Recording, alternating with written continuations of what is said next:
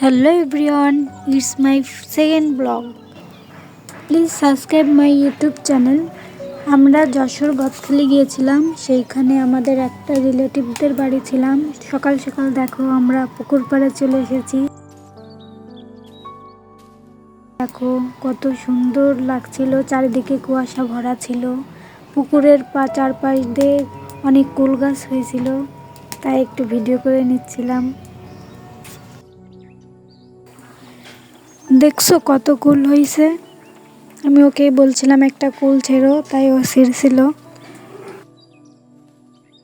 ওই যে দেখো আমাকে আবার দেখাচ্ছে। আর এইখানে আমি একটু ভিডিও করে নিচ্ছিলাম, ওকে বলছিলাম দেখো কত বড় বড় কুল, একটু তাকাও। ভালোই লাগছিল চারিদিকে এইভাবে দেখতে।